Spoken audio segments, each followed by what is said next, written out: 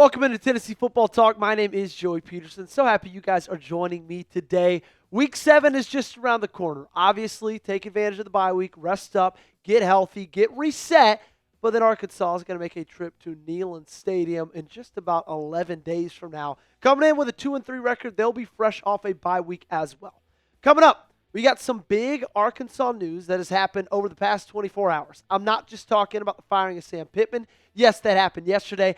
I'm talking about what's happened today with the Arkansas Razorbacks. We got to monitor it. We got to talk about it, and that's what we're doing on the program. Before we get into that, though, make sure you guys are subscribed. Going to give you guys a little bit of a check-in on our season-long sub battle with the Alabama Football Report. Right now, we made a massive push to get to 1,500 subs, but we're down 32 subscribers, okay? If you hate Bama, if you love the Vols, if you love free content, if you love daily content, all those reasons to give you. Hit that subscribe button. Join us right here at Tennessee Football Talk. Help us take the lead over the Alabama Football Report. So week 5 for the Arkansas Razorbacks was not a good one. 56-13 was the final. And I'm not going to lie to you guys. I thought that felt like a typical game Arkansas would win. They lose 2 straight heartbreakers to Ole Miss and then to Memphis.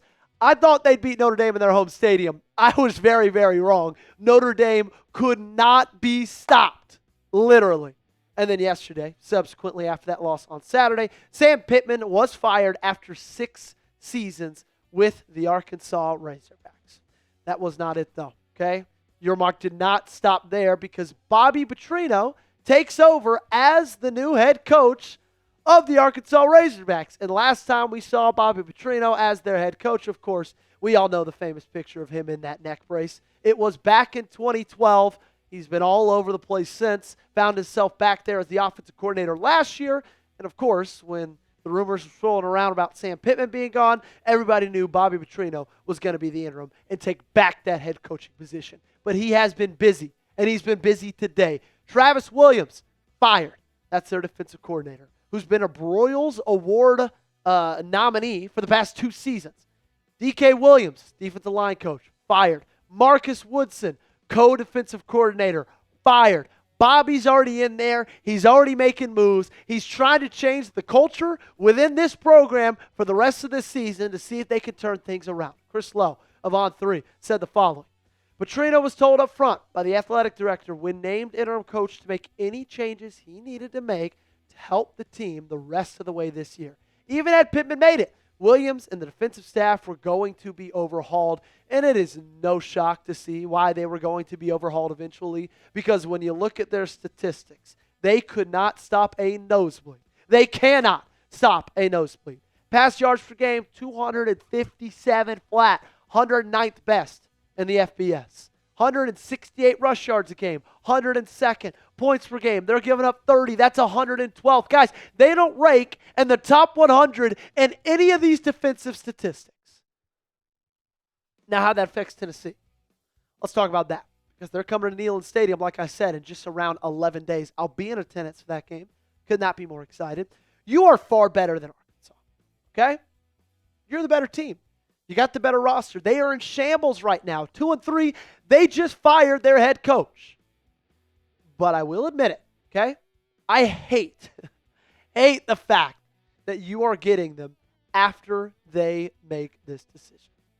Especially the fact that Bobby Petrino is their interim head coach. A guy who has been there before. He's won there before. And a guy who is very easy to rally around. We know that Bobby Petrino is going to have these guys ready to play.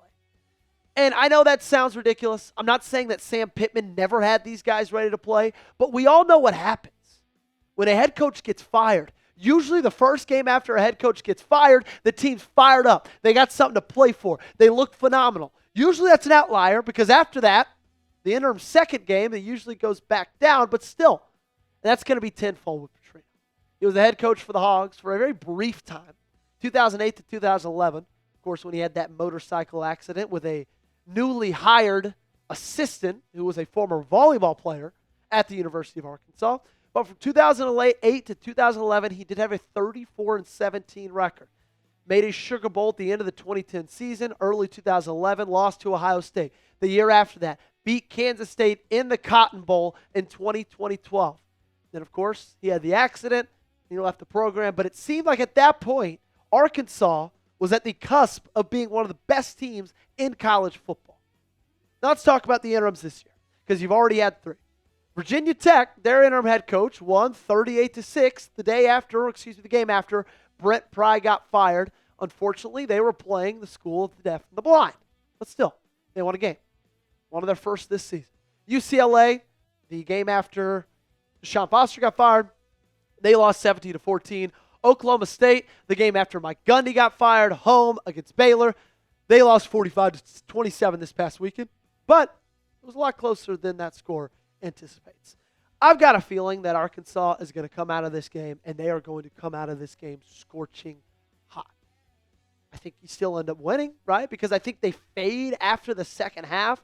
But I think the Arkansas that you're going to see in those first couple of drives, that you're going to see in that first quarter, it's going to be one of 2 things. It's either going to be the toughest, most physical they've played all season long because they lost their defensive coordinator, they lost their head coach, and now they're all rallying around each other, right? They're all rallying around the team, rallying around their guys. You might see that version, or you just might see the most cooked version of Arkansas. Personally, I hope it's the latter. Regardless of what type you see, the offense and Joey Aguilar should still put up 50 points. Just because Williams is gone, just because the defensive line coach is gone, just because the co-defensive coordinator is gone, that's not going to fix their defensive problems. Okay? Sure, part of it's on the coaching staff. A lot of it is the fact they just don't have good enough players. So Joey Aguilar, Chris Brazzell, Deshaun Bishop, Star Thomas, Mike Matthews, those guys ought to go out in that game, and they ought to hang 50 on them. I don't care if the interim head coach is Bobby Petrino. I don't care if the interim head coach is Nick freaking Saban. That defense still is not good. Be honest with me, what's your concern level for Tennessee against Arkansas? Scale it for me 1 to 100 in the comment section down below. 100 mean you're the most concerned you've been about a game this season, maybe ever. 1, you're saying, you know what, Joey, I think we're going to beat them 99-0. You let me know in the comment section. While you're down there in the comment section, like always, you'll find this link, chatsports.com/UT hoodie. If you click on it, you can get this thing for $22. $22! That's all it's going to cost you. $33 off. Look, I'll be in Knoxville in about 10 days. Can't wait. Obviously, I'm going to make a trip to the Vol Shop. One of my favorite things to do when I'm on campus. They got awesome stuff in there. The only problem is they got a lot of expensive stuff, okay? So, if you feel the same way I do, head to chatsports.com/UT hoodie. Get this hoodie for yourself for $22. $22. I know it's about to get, some of those cold October, November nights in Neyland Stadium. You might need a new hoodie, and you can get this fresh one for just $22. chatsports.com/UT hoodie.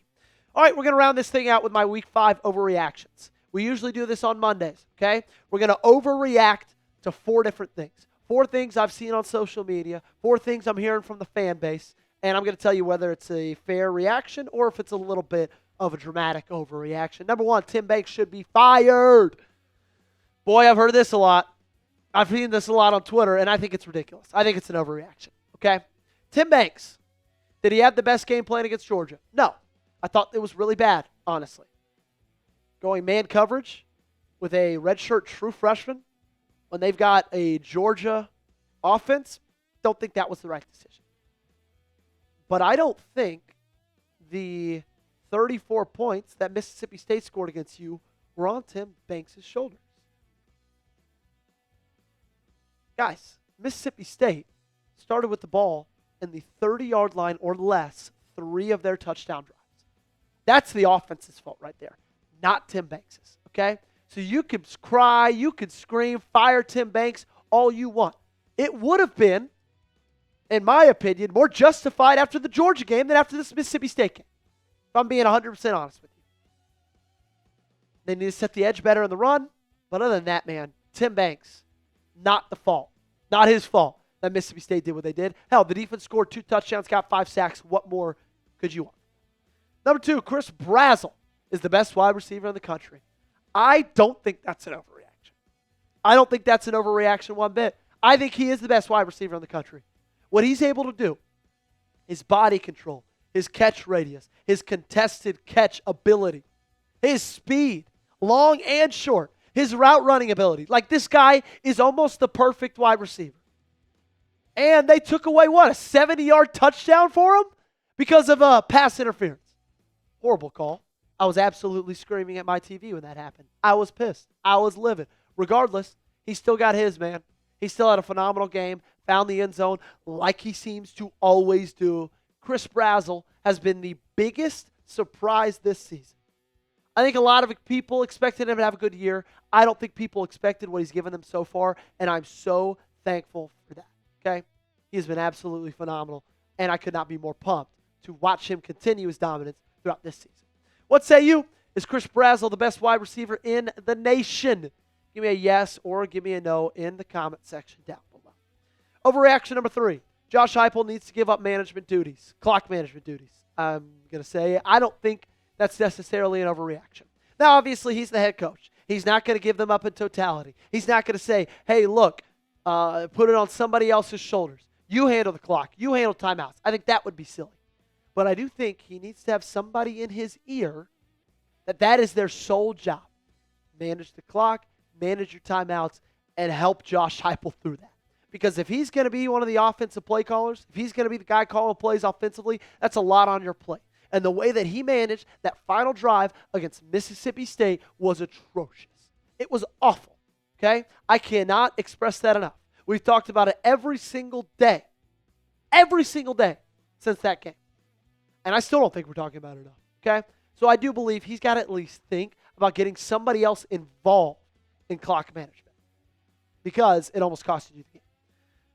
Reaction number 4, a win is a win, not an overreaction, okay? So this one's an overreaction, this one's not, this one's not an overreaction, this one's not either, okay? A win is a win. I get it. You wish that game didn't go in overtime. I don't either. You're better than Mississippi State is. Okay, you got a lot better of a roster. But you turned the ball over 3 times, all in your own territory, and you still won that football game on the road. Going on the road in the SEC is a very, very difficult thing to do, and you did it. The defense stepped up. They made plays when they needed to. Joey Aguilar was great. A lot of great clutch plays from him. Look, wasn't perfect by any means, but you won the ball game. And we all are much more happy they won that football game than if they would have lost it, right? So, I don't think one bit that is an overreaction to be sitting here saying a win is a win. Now, do I want all the games to look like that? Hell no, I do not. But I'll take a dub when I get it. That's going to do it for today's show. Make sure you guys have me on social media, at Joey Peterson8 on Twitter, at Joey_Vols on TikTok, at Joey Peterson8 on Instagram. TikTok's going like crazy, almost getting to 1,000 followers. Need you guys to help me out. And if you're not subscribed, do it right now, okay? Big red sub button down below. Dare you to press it. Join us for everyday free coverage. Your Tennessee Volunteers.